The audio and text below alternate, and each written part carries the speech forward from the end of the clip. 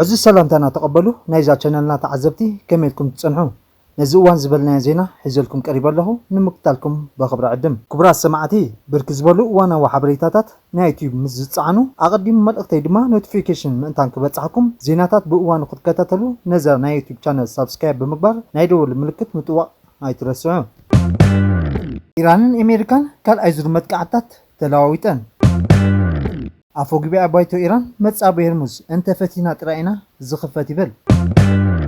مينستر قدات وصا إثيوبيا مسابي إثيوبيا عود زكاي زلو مينستر قدات وصا روسيا تزاريبهم بريزيدنت أمريكا هاغور مسبانيا زغبر كل عينت نقدي كقوالص عزيزو زعدي اب كم زخنتات مودقه يحزن يبلو ابننات نايل زخبركم تخاتلتنا اذن كالن بززح زركم كقربه سناي صانحت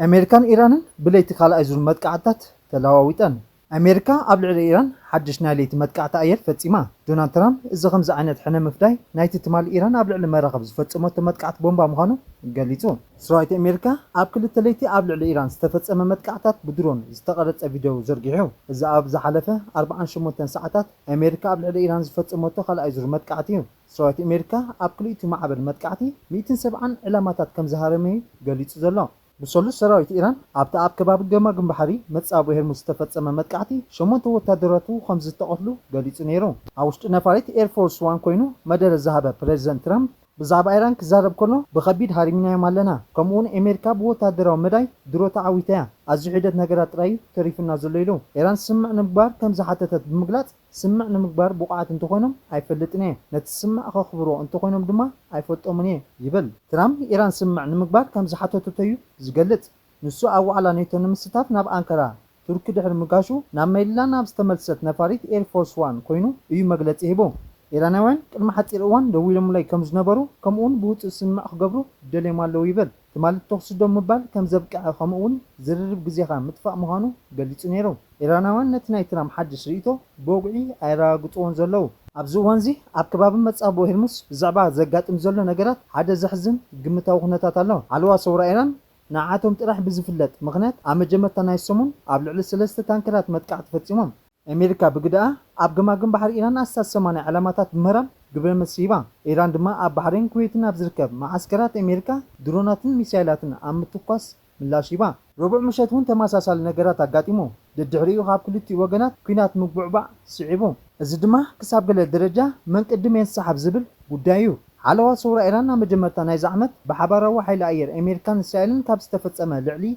إسانا 4 شح متقعتات أير دحر مترافو زي الساعة المخانو الزرائي ممثلو الله نساتهم عم تصابو هيرموس بزعبا إذا حالفا مرخب حدش عقباب كوغبرو يدلي له ازدما مرخب بمقاطعات نقطاتات كحالفان بأزست حلوة صوران كفتشان زقدديو إيران نجرات فتسي مقرمي إسان شمونتن لكاتيت كوينات مجمارو زنبرو خناتات كم زي ملس أو جالا انتو خونقن أمريكا هاجرات وشمت عرب كم اون عالم لغا ود بحري كل مز قديات تقبلنا الزيبو المخانو يقلصو إذا أمنا إذا حلف ورح السند مقلت السماع عيتفتعن حج دمانة كوينات دحر مبرخو قصالنا زلو السماع نمصح كاب ازيوان لعلي اصقام خونيو سرايت إيران درونات تطقيمو اب كويتن قطرن بحرين زركب وتادرات معسكرات أمريكا علامة 5 جبري قاليت زلو اب كويت زركب سرعت ميسايلات باتريوت أمريكا اب قطر زركب ناي ساتلايت انتينا قديمو زتنقق سرعت كمونا بحرين زركب مخزن ندادي أمريكا ببزحستون صفو استفلالو عينتات متقعتي زفصم درونات علامة تغيريو تمتقعتات قدم حصير وان كم استفصمن مقصلنا نايت سراويت إيران ابت زوبا ابلع لمعسكرات أمريكا زغبرو متقعتات مخانو يغلص እዚ መግለጽ እዚ ነቲ መንግስቲ ዝመሓደር ፈነወ ማዕከና ዜና ታገር ሓዊሱ ኣብ ዝተፈላለዩ ማዕከና ዜና ኢራን ተዘርጊሑ ብተወሳኺ ማዕከና ዜና መንግስቲ ኢራን ኣብቲ ናይ ለይቲ መጥቃዕታት ኣሜሪካ ሰለስተ ሰባት ከም ተቐሉ ጸብጺባን ኣብ ደቡባዊ ምዕራብ እትርከብ ዞባ ኩዜስታን ምክትል ኣማሓዳሪ ኣብ ወሰናስን ከተማ ኣዛባዝ ኣብ ዝተፈጸመ መጥቃዕቲ ካልኦት ሰባት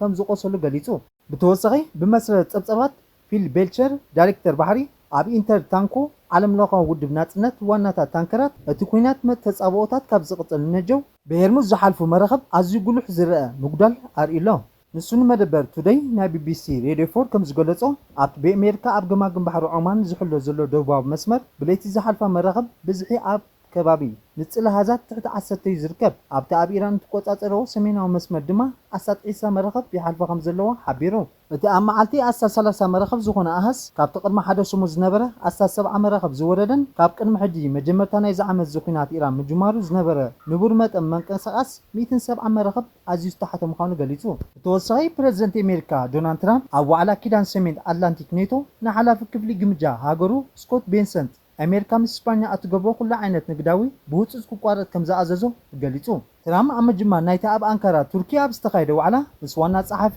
ኔቶ ማርክ ሩት ብምዃን ኣብ ዝሃቦ መግለጺ ምስ እስፓኛ ዝኾነ ርክብ ክህሉ ኣይደልን ይኽብል ገሊጹ ቀንዲ ምኽንያት ናይዚ ወጥሪ እስፓኛ ኣብቲ ኩናት ኢራን ንኣሜሪካ ንኽላኣየራ ክትጥቀመሉ ፍቓድ ምሃብ ብምእባያ እዩ እስፓኛ ኣብዚ ሓድሽ ሸቶታት ወጻኢታት ምክልኻል ኔቶ ክትሰማማዕ ብዘይምኻላ ትራምፕ ንዋና ጸሓፊ ኔቶ ማርክ ሩት ኣብ ዝሃቦ ሓበሬታ እስፓኛ ኣብ ዝኾነ ነገራት ኣይተሰማማዕና ስለዚ ኣብ ንግዳዊ ንጥፈታት ምሳና ክትሳተፍ የብላን ክብል ቃሉ ሂቡሎ ኣሜሪካ ኣብ እስፓኛ ኣዝዮም ክልተ ኣገደስቲ ወታደራዊ ማዕስከራት ኣለዋ ቤት ጽሕፈት ምክልኻል ኣሜሪካ ፔንታጎን ኣንጻር ኢራን ኣብ ዝግበር ስርሒታት ንኣሜሪካ ዘይደገፉ መሓዙት ኔቶ ክቕፅዓኒ ትራምፕ ምሕፅንታ ኣቕሪቡ ነይሩ እዚ መቕጻዕቲ እዚ ድማ ንእስፓኛ ካብቲ ኪዳን ኔቶ ንምስጓጉን ዘጠቓለለ ሓደገኛ ኣማራፂታት ዝሓዘ ምዃኑ ይፍለጥ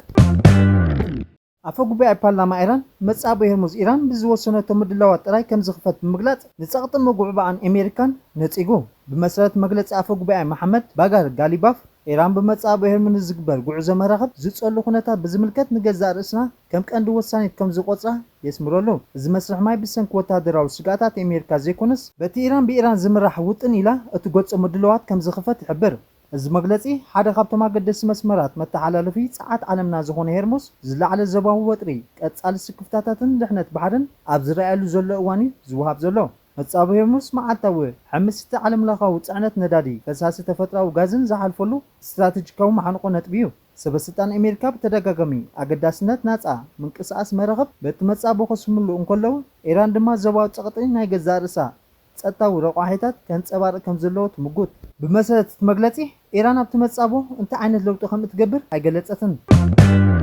ሚኒስትር ጉዳያት ወጻኢ ኢትዮጵያ ኣቶ ጊዲዮን ጢሞቴዎስ ምስ ኣብ ኢትዮጵያ ወጋዊ ዑደት ዘካየድ ዘሎ ሚኒስትር ጉዳያት ወጻኢ ፌደሬሽን ሩስያ ሰርጌይ ላቭሮቭ ተዘራሪቡ ኣብቲ ኣጋጣሚ ኣብ መንጎ ኢትዮጵያን ሩስያን ነዊሕ እዋን ዝጸንሐ መዝነት ንወለዶ ዝሸፍንን ንኽልቲኣዊ ዝምድና ክልቲአን ሃገራት ከም ድልዱል መሰረት ኮይኑ ከም ዘገልግል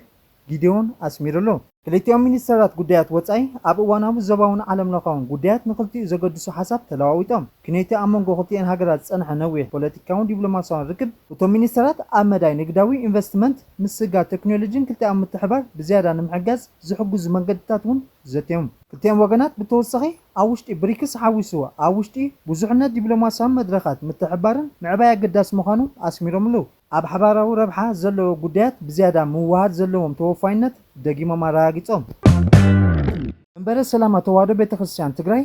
ኣብ ከተማ ኣክሱም ኣብ ልዕሊ ክልተ ሊቃነ ጳጳሳት ፈተነ ቅትለት ከም ዝተፈጸመ ብረቡዕ መግለጺ ውፅኡ መጥቃዕቲ ኣብ ልዕሊ ክልተ ሊቀ ጳጳሳን ብፁዕ ኣቡነ ናትናኤልን ከምኡውን ብፁዕ ኣቡነ ኣረጋውን ዋና ቤት ጽሕፈት መንበረ ሰላማ ዕላማ ዝገበረ ከም ዝኾነ እቲ መግለጺ የመልክት ነስዕቢ ፖሊስ ከተማ ኣክሱም በቲ ገበን ዝተጠርጠሩ ዋርድያ ዝርከቦም 3 ሰባት ኣብ ቀይዲ ከም ዝኣተዉ ገሊጹሎ ማሕበረ ቅዱስ ያሬድ ተዋህዶ ቤተክርስትያን ትግራይ ብወገኑ ነቲ ገበን ንምኩናን ዝመጽእ ሰንበት ህዝባዊ ሰልፊ ፀዊዕሎ ምዝበቕታ ኣብ ተኣሳሰር ብፍላይ ኣቡነ ናትናኤል ኣብ ልዕሊ ተማሃሮ ቤተ ክህነት ኣብ ከተማ መቐለ ዝተፈጸመ ግፋ ብዝምልከት ኣብ ሜዳ ወፂኦም ኢትኩም ካብ ቤተክርስትያን ኣልዕሉ ምባሎም ከዘራርቡ ቀኒዩ ቢቢሲ ትግርኛ ካብቶም ዕላማ በቲ መጥቃዕቲ ዝኾኑ ሊቀ ጳጳሳት ሃገረ ስብከት ሑመራ ኣቡነ ናትናኤል ቃለ መሕትት ኣካይድሎ ቢቢሲ እንታይ ከም ዘጋጥሞም ኣብ ዝሓተተሎ እዋን ድማ ኣቡነ ናትናኤል ከባቢ ፋድሱን ፈርኣን ተኩሲ ሰሚዐ ነቂሐ ብዙሕ እውን ኣይደቆስኩ ነይረ ብሓፈሻ 3 ጥይት ተተኪሱ ኣብቲ ዘለናይ ገዛ ዝዓረፈ ጥይት ግን ሓደ እዩ ቢቢሲ እቲ ጥይት ኣብ ናትኩም መደቀሲ ድዩ ዓሪፉ ኣብ ዝብል ሕቶ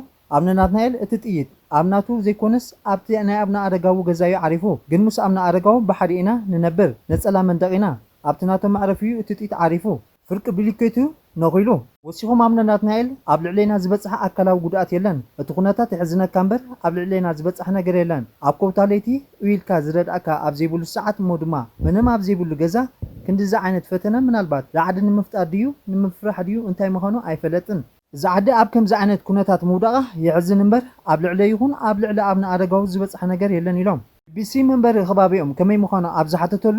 ኣብነ ናትናኤል እቲ ኣብ ከባቢ ቅድስት ማርያም ኣክሱም ጽዮን ኮይኑ ኣብ እንዳ ጽዮን ማርያም ቤተክርስትያን ውሽጢ ኣይኮነን ላዕላይ ኣሃ ሆቴል ዝበሃል ኣሎ ኣብ ማይ ሹሙን ኣብ ኣክሱም ጽዮን ኣብ ማእከል መንበረ ሰላማ ዝበሃል ናይ ባዕሉ ቢሮ ኣለዎ ብሓደ ገጹ መንበሪ ኣቦታት ንሓደ ገጹ ድማ ናይ ቤት ጽሕፈት እዩ ካብ ኣክሱም ጽዮን ቤተክርስትያን ንሰሜን ኣንፈት ጽዮን እዩ እዚ ብተወሳኺ ሓለዋ ኣሎ ዶ ኣምነ ዝበለሉ ሕቶ ኣብነ ናትናኤል ሓለዋ ክልተ ዋርድያ ኣለዎ እዮም ከምኡ ምስ ተፈጥረ ንሕና እውን ተሲእና ንሳቶም እውን ተሲኦም ተዓደ ጥይት እቲ ዋርድያ ግብረ መሲ ዝተኮሰዩ ብድሕሪኡ ኣካላት መንግስትቶም ምምሕዳር ይኹኑ ሰራዊት ፖሊስ ብምልኦም መጺኦም ዝተተኮሰ ጥይትን ገዛን ሪኦም ድማ ኣጻይልና መሲ ክንህብ ኢና ኢሎም ኣለዉ ዝብልዎ ነገር እንተለዉ ኣብ ዝተሓታተሉ እዋን ድማ እዋ ኣሎ ኣብ ዙርያ መራሕቲ ሃይማኖት ዝግበር ዘሎ ነገራት ክብሎ ዝኽእል ነገር እዚ ንመጀመርታ ግዜ ኣይኮነን ዘጋጥም ዘሎ ቅድሚ ሒደት ኣዋርሕ እውን ኣብ ልዕሊ ሓደ ኣባላት ፈጻሚ ስራሕ ከምዚ ዓይነት ክስተታት ኣጋጢሙ እዩ ሕጂውን ከምዚ ዓይነት ኣብ መንበረ ሰላማ ደረጅኡ ዓብዩ ናብ ልዕሊ ጳጳሳት ኣንዊሕሎ ስለዚ ምዝ ተተሓሒዙ ኣንጻር መንበረ ሰላማ ምስ ዝሰርሑ ኣካላት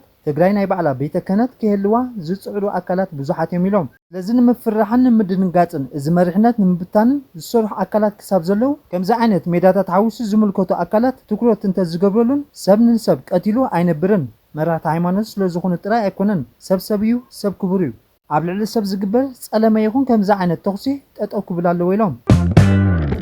ኣብ ሰሜናዊ ዩጋንዳ ብሓደጋ መኪና 14 ሰባት ሞይቶም ኣብ ሰሜናዊ ዩጋንዳ ኣብ መንጎ ኣውቶቡስን ናይ ጽዕነት መኪናን ብዘጋጠመ ከቢድ ግጭት 14 ሰባት ክሞቱ እንከለዉ ካልኦት 28 ድማ ከም ዝቆሰሉ ንፖሊስ ተኸባቢ ብምጥቃስ ቲአርቲ ኣፍሪቃ ሓቢሩ ኣብቲ ብ7 ሓምለ ምሸት ዘጋጠመ ሓደጋ መራሕቲ ኣውቶቡስ ሓደ እግረኛ ትጽርግያን ኣብ ዝሰግሉ ዝነበሩ እዋን ንዑ ከይገጭዎ ክብል ምስቲ ኣብ ቅድሚኡ ዝነበረ ናይ ጽዕነት መኪና ከም ዘጋጨወ እቲ ጸብጻብ ሓበሬታ ይመልክት